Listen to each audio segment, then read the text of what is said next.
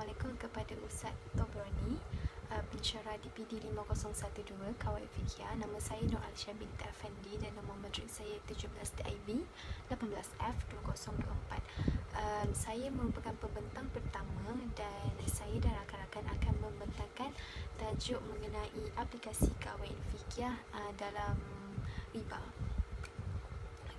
Saya dan rakan-rakan akan membincangkan bagaimana kawaid fiqh ini menyelesaikan masalah dalam transaksi muamalah iaitu riba.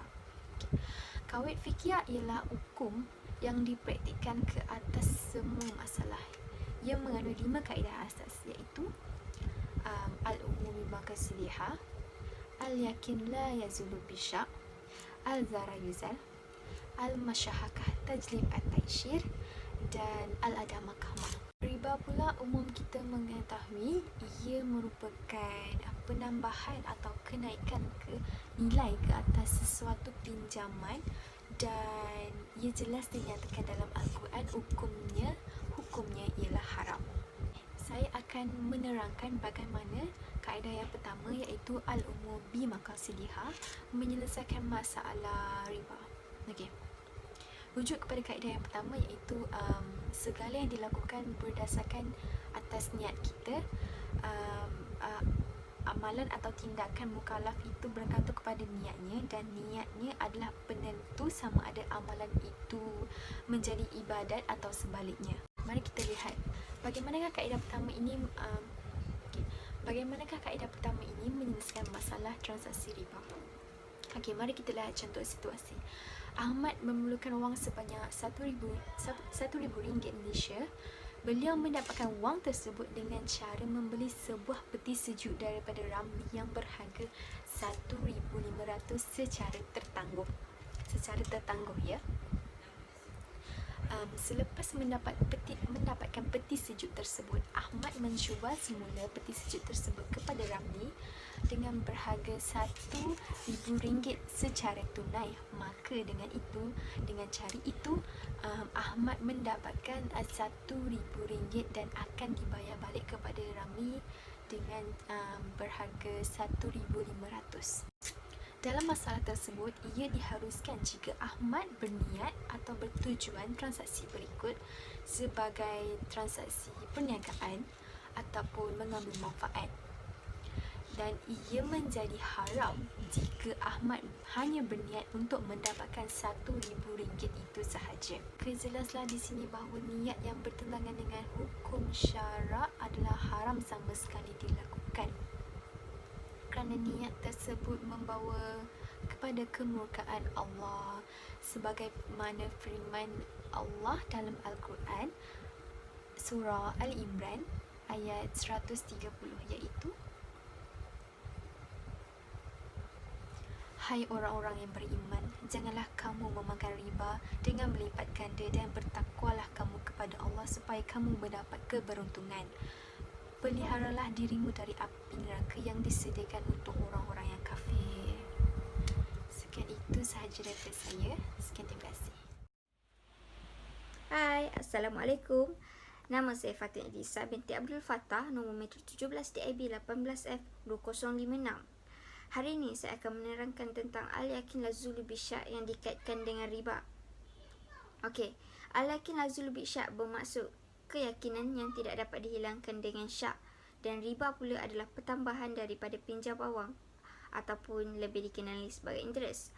Diberikan contoh ataupun sebagai contoh, pelanggan A iaitu Ali membuat pinjaman dengan Ahmad sebanyak RM100,000 melalui kontrak kode Hasan dan membayar kembali kepada Ahmad sebanyak RM200,000 dan menganggap RM100,000 daripada lebihan tadi adalah sebagai hadiah dan diberikan ikhlas.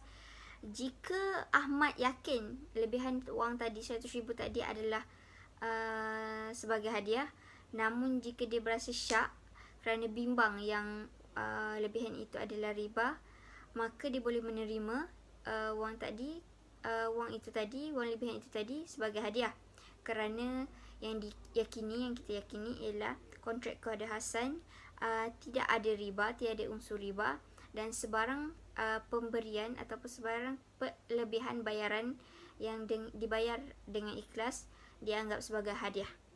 Itu sahaja daripada saya. Bye bye. Assalamualaikum, saya Rehan Syakim binti Senayan 17D IB 18F 2035. Saya ingin membentangkan tentang kemudaratan mestilah dihilangkan ataupun dihapuskan. Kemudaratan kat sini adalah sesuatu yang boleh mendatangkan bahaya mestilah dihapuskan. Kemudaratan bermaksud sesuatu yang tidak menguntungkan. Sebagai contoh, riba. Riba adalah salah satu contoh larangan Allah Subhanahu Wa Taala yang perlu kita hindari dan sangat bertentangan dengan asas muamalah Islam, dan ia juga adalah tidak selari dengan falsafah kewangan Islam. Apa itu riba? Riba dari segi bahasa adalah tambahan atau kenaikan ataupun subur. Dari segi mengikut definisi keputusan Majlis Penasihat Syariah Suruhanjaya Security, dari segi syarak bermaksud tambahan atau lebihan yang diperoleh oleh salah satu pihak yang lain tanpa mendapat imbalan yang wajar. Sebagai contoh, Puan Leha meminjam ataupun berhutang kepada Puan Siti sebanyak RM10,000 untuk membeli peralatan perabot dan berjanji untuk membayar kembali sebanyak RM10,050. Maka lebihan RM50 tersebut oleh Puan Leha itu adalah riba. Itu sahaja. Sekian, terima kasih. Assalamualaikum, nama saya Nur Anissa binti Muhammad Zaki. Matrik saya ialah 17 DIB 18F 2006. Hari ini saya ingin ceritakan tentang aplikasi kawaid fikir dalam riba. Aplikasi kawaid fikir dalam riba yang saya pilih untuk kali ini ialah kaedah musyarakah tajlibul at-tasir. Musyarakah tajlibul at-tasir bermaksud kesukaran membawa keringanan. Contohnya, sekiranya ada kesusahan ataupun kesulitan semasa kita ingin melakukan perintah Allah Subhanahu Wa Taala, perintah itu akan diringankan, tidak seperti asalnya. Berkaitan dengan implementasi kaedah musyarakah tajlibul at-tasir dalam perekonomian Islam, setidaknya ada 7 bentuk kemudahan yang dapat diaplikasikan. Antaranya, yang pertama ialah mencapai kemudahan dengan penghapusan kesulitan, iaitu kaedah musyarakah tajlibul at-tasir. Dalam kategori ini, Islam wajibkan untuk menghilangkan riba dari kegiatan muamalah kewangan dalam kehidupan sehari-harian. Riba dapat dikategorikan sebagai hal yang membahayakan keberlangsungan ekonomi suatu negara kerana sebagaimana disebutkan dalam Al-Quran bahawa orang-orang yang memakan riba bagaikan orang yang kemasukan syaitan kerana penyakit gila. Beriringan dengan itu, ahli sakti menyatakan bahawa sejak awal 1990-an, dunia telah mengalami kurang lebih 20 kali krisis ekonomi akibat dari kegagalan sistem perekonomian. Salah satu dari pelbagai penyebab dari krisis ekonomi yang terjadi pada negara-negara dunia adalah masih suburnya sistem berbasis bunga, iaitu riba. Oleh kerana itu, dengan adanya keadaan di dunia yang sering mengalami krisis, diharuskan adanya solusi sistem perekonomian yang lebih mudah dan aplikasi agar dapat terhindar dari terjadinya krisis ekonomi dan juga riba. Terima kasih. Aplikasi terakhir dapat kita kaitkan dengan riba iaitu Al-Adah Muhakamah. Al-Adah Muhakamah seperti yang kita tahu merupakan kaedah yang terakhir yang terdapat dalam kaedah-kaedah kawaid fiqhiyah. Al-Adah Muhakamah yang bermaksud adat ataupun kebiasaan yang dilakukan oleh manusia pada zaman dahulu sehingga zaman kini.